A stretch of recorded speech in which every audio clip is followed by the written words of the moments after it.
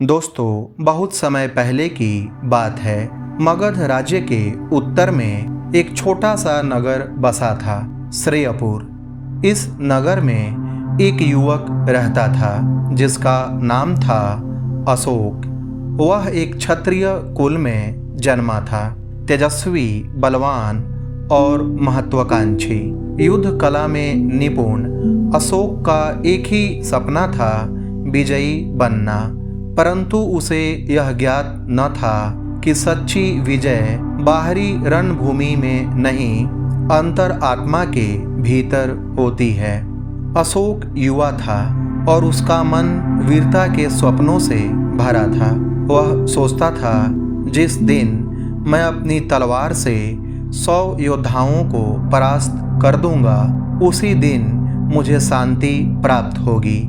राजा के सैनिकों में सम्मिलित होकर उसने कई युद्ध लड़े, कई गांवों पर चढ़ाई की और पराजित लोगों से विजय गान सुने।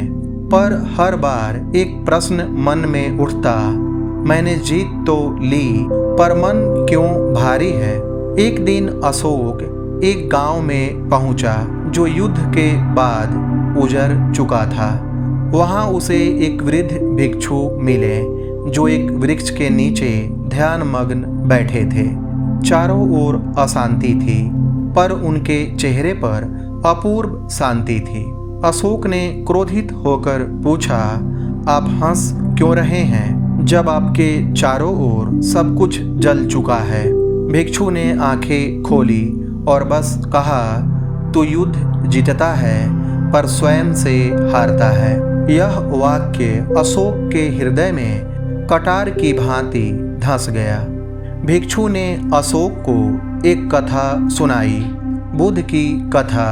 कैसे एक राजकुमार ने सारे भोग त्याग कर सत्य की खोज की और अंततः निर्वाण को प्राप्त किया। अशोक की अंतरयात्रा उसी दिन शुरू हुई। उसने तलवार फेंक दी और भिक्षु से विनती की, मुझे मार्ग दिखाइए।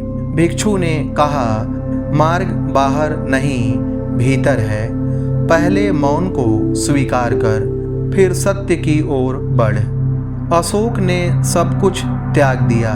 उसने ध्यान करना आरंभ किया। प्रारंभ में मन विचलित होता, पुरानी स्मृतियां आती, युद्ध की पुकार, अहंकार की गुंजें सब उसका पीछा करती। पर वह हर बार अनीचा परिवर्तनशीलता का स्मरण करता। धीरे धीरे उसका क्रोध शून्य में विलीन होने लगा। उसे ज्ञात हुआ कि प्रत्येक क्षण नया है और मन की शांति बाहरी परिस्थितियों से नहीं, विचारों के चयन से आती है। एक दिन ध्यान में बैठे हुए अशोक को एक नया भाव मिला, करुणा। वह सोचता था कि बल से राज्य जीता जाता है। अब उसे ज्ञात हुआ कि करुणा से हृदय जीता जाता है। उसने भिक्षु से कहा, मुझे अब केवल स्वयं को मुक्त नहीं करना, दूसरों को भी इस मार्ग से जोड़ना है। भिक्षु मुस्कुराए और बोले, अब तू शिष्य नहीं, पथ प्रदर्शक है।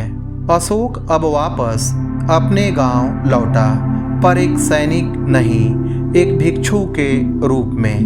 नगर के लोग जो उससे डरते थे, अब उसकी वाणी से शांति पाते थे। वह युवाओं को ध्यान सिखाता, बच्चों को मैत्री भाव का अभ्यास कराता और वृद्धों को जीवन की अनित्य प्रकृति समझाता। वह कहता, जो अपने मन को जीत ले वही सच्चा विजेता है। अशोक की ख्याति दूर दूर तक फैलने लगी। एक दिन एक युवा उसके पास आया और बोला, मैं तुम्हारी तरह बनना चाहता हूँ, पर मेरा मन शांत नहीं होता।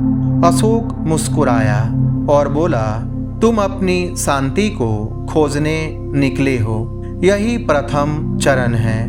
बुद्ध कहते हैं, अभ्यास से आत्मा प्रकाशित होती है।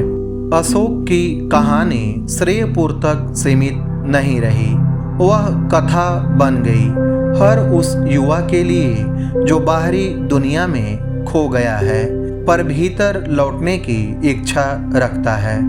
दोस्तों, अशोक हमें सिखाता है आत्म विजय ही वास्तविक विजय है। करुणा, संयम और जागरूकता ही सच्ची शक्ति है। बुद्ध का मार्ग हर युग में हर पीढ़ी के लिए प्रासंगिक है।